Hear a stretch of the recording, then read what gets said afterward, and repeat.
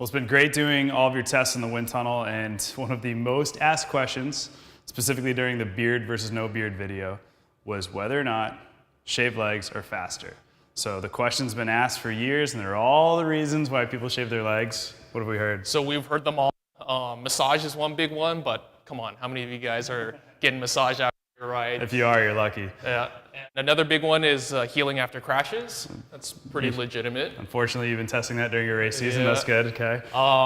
We actually had one person say conformity and tradition, so they were honest at least. And my personal favorite was it feels good in the sheets the night that you do it. So and mine, that the ladies absolutely love it. But anyway, we're at a wind tunnel, so we're here to finally put to bed, is shaving your legs faster or not?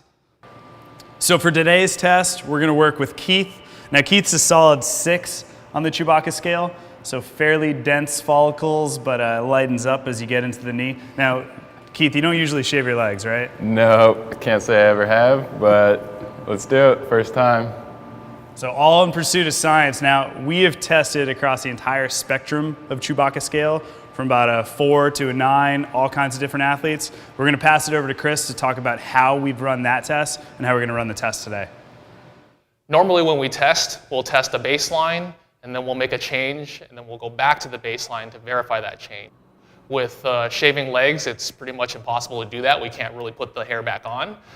So instead, we'll actually test Keith 10 separate times. And in between each time we test him, we'll actually have him get off the bike and get back on.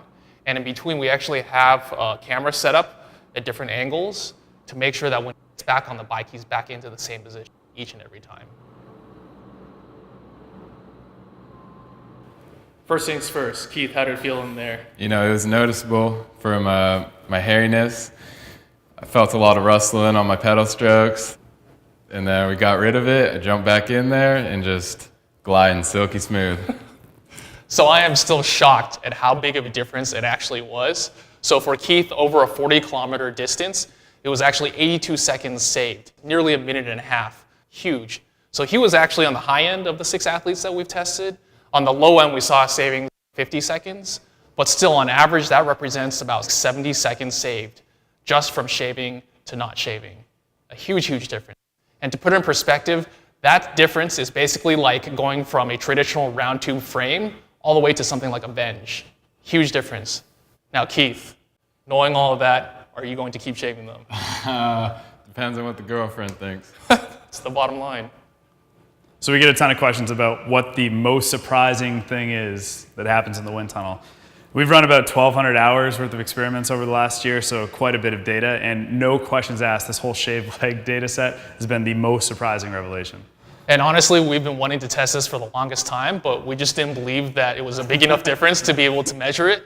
But clearly, after testing 6 athletes, it's a huge difference. So we have to give a big shout out to Jesse Thomas. He's one of our pro-sponsored triathletes. It's probably the craziest.